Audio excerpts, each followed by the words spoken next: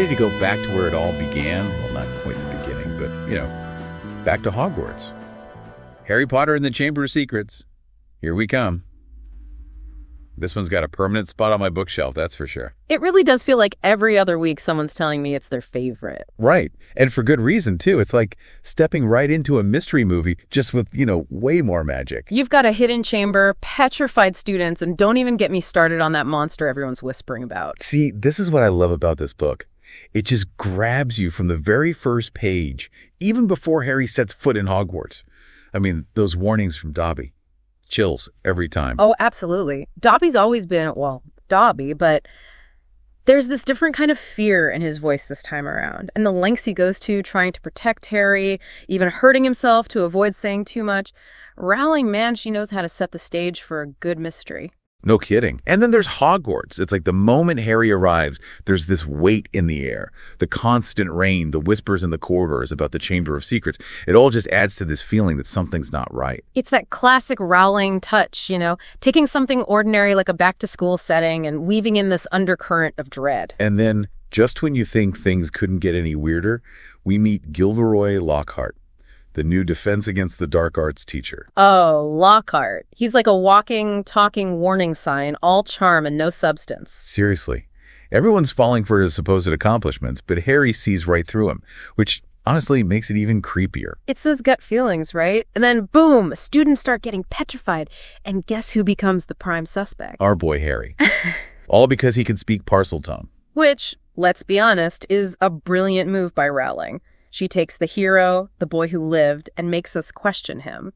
Just one detail, his ability to speak to snakes, and suddenly he's a potential villain. It's like she's holding up a mirror to our own prejudices, showing how easily we jump to conclusions based on something different, something we don't understand. Remember that scene with Justin Finch-Fletchley?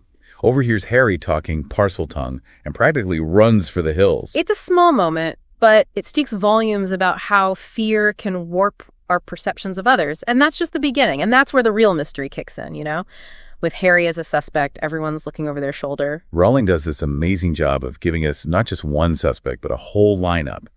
It's like, who didn't have a reason to open that chamber? Right. You start with Hagrid, the most obvious choice. At least everyone seems to think so. I mean, he was expelled 50 years ago for supposedly opening it the first time, so... Exactly. But that's what makes it so interesting, right? We have this preconceived notion of Hagrid, this big, imposing guy who loves even the creepiest creatures. Don't get me started on Aragog and his family. Shivers. Seriously. But there's this part of you, at least for me, that wants to believe him when he says, "Not me this time." Totally. And Rowling plays on that, making us question whether Hagrid's really innocent or just an easy target because of his past. And then you've got the Malfoys, pure-blood fanatics, always lurking in the background. And I swear, every time Lucius Malfoy is on screen, I'm like, what's he up to now? That scene at Flourish and Blots where he slips Ginny the diary, so sneaky even for him. Which we find out later is totally not a coincidence. That diary is like a ticking time bomb, just waiting to go off. But even before we know about Tom Riddle, the Malfoys are like high up on the suspect list. Just their attitude, like they want something bad to happen. Definitely. But it's not just them.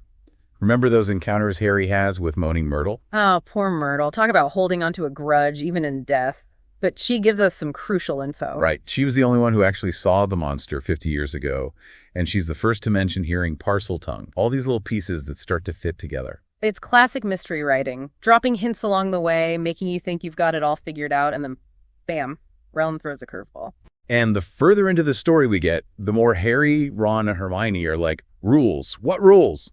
They're brewing polyjuice potion, sneaking around trying to get information. Desperate times, right. They're willing to impersonate Crabbe and Goyle, for crying out loud, just to try to get some answers out of Draco. And it's because of that, because of their, dare I say, reckless actions, that Harry stumbles upon the diary. Which, let's be honest, is where the story goes from creepy happenings at school to something way bigger. Uh-oh.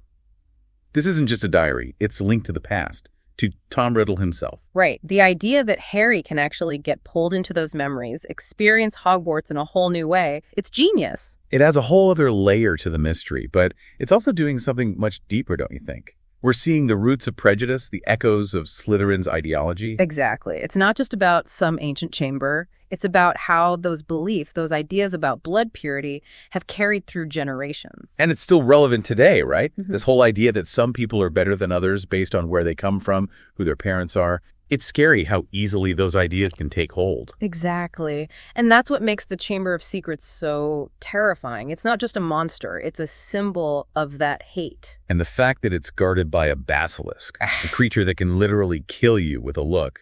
Talk about high stakes. And that's where Harry's ability to speak Parseltongue, the very thing that made him a suspect, becomes so important. He can understand the basilisk, but he's also vulnerable to it. I mean, the tension just keeps building, right? Yeah. Hagrid gets arrested, Dumbledore's gone, and then Ginny disappears. Ginny vanishing into the chamber is the turning point. It forces Harry to confront his fears head-on. He has to go after her, even if it means facing the basilisk alone. It's like everything's been leading up to this moment. Right, and of course he's not really alone. He's got Ron and, well, Lockhart, though help might be a strong word. Let's just say Lockhart lives up to his reputation. The memory loss, come on. But hey, at least Harry and Ron make it deep into the chamber. And who leads them there? Spiders. It's so creepy, but so clever. They follow this trail of spiders straight to Aragog, Hagrid's giant acromantula, which, by the way, still freaks me out. But Aragog gives them crucial information. He confirms that Hagrid didn't open the chamber and that the monster is indeed a basilisk. It's a chilling moment, but it also raises the stakes even higher. We know Ginny's in danger, time is running out, and there's a giant snake on the loose. Leave it to Rowling to leave us hanging on the edge of our seats. You know, it's in this last part where it really hits you that Chamber of Secrets is more than just a fun mystery, right? Oh, definitely. It's like all those glimpses we've been getting into Tom Riddle's diary. It all comes together in this really unsettling way. It's like Rowling was hiding a whole other story inside the main one, and this is where it explodes. And it completely changes how we see everything that's come before. It's like, boom, we're not just reading about a monster in the chamber anymore. We're going back in time, seeing it all through Tom Riddle's eyes. That scene where he frames Hagrid, so messed up. And it shows you exactly how he operates, even as a kid. Right. Like, you see how easily fear and lies can be twisted to make people believe anything. And the way Riddle uses that, it's chilling. It's like he's already got that darkness inside him, that need for control. You can see the seeds of Voldemort right there in the way he acts, the things he says. Exactly. It's like this terrifying echo of the future, only we're seeing it play out in the past. Which makes you think, right, if Harry hadn't come along, if things had gone differently, it's like Voldemort's rise was almost inevitable. And that's the thing about this book. It's not just about good versus evil. It's about choices. Harry and Riddle, they both have this connection to Slytherin. They both can speak Parseltongue. But that's where the similarities end. Harry chooses to fight against that darkness, to embrace compassion, even when it's hard. It's like Harry's fight with the basilisk isn't just about saving Ginny. It's about proving that good can triumph, even when the odds are stacked against it. It's a powerful message, especially for a book aimed at younger readers. It's like you have the power to choose who you want to be no matter what's in your past. And talk about an epic showdown. Harry's facing this giant snake, Ginny's unconscious, and just when all hope seems lost, Fawkes. Dumbledore's Phoenix, talk about an entrance. And not just an entrance, but he swoops in, blinds the basilisk, gives Harry a fighting chance. Pure magic. Goosebumps every time I read that scene. And then the Sorting Hat gives Harry the sword.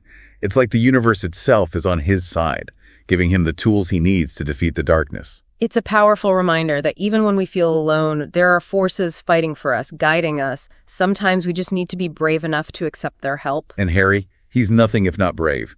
He faces that basilisk head-on, saves Ginny, and just when you think it's over, boom, that diary. The one Lucius Malfoy slipped Ginny? Yeah, that wasn't just some random act of cruelty. Turns out it was a Horcrux, a piece of Voldemort's soul hidden in plain sight. Talk about a plot twist. And by destroying the diary, Harry unknowingly takes his first step towards defeating Voldemort for good. It just goes to show you, right? No detail is too small, no action too insignificant. It all matters in the grand scheme of things. Exactly. And that's what makes The Chamber of Secrets such a brilliant story. It's thrilling, it's thought-provoking, and it reminds us that even in the darkest of times, there's always hope. And let's be honest, no one does creepy, unforgettable characters quite like Rowling. Dobby, Fawkes, Moaning Myrtle. Yeah. They're iconic. They stay with you long after you've finished the book. Absolutely. So next time you're wandering through the stacks at the library or browsing for your next audiobook, do yourself a favor. Revisit Harry Potter and the Chamber of Secrets. But this time, pay attention to the details, those seemingly insignificant moments that Rowling sprinkles throughout the story. You never know what secrets you might uncover. Thanks for diving in with us.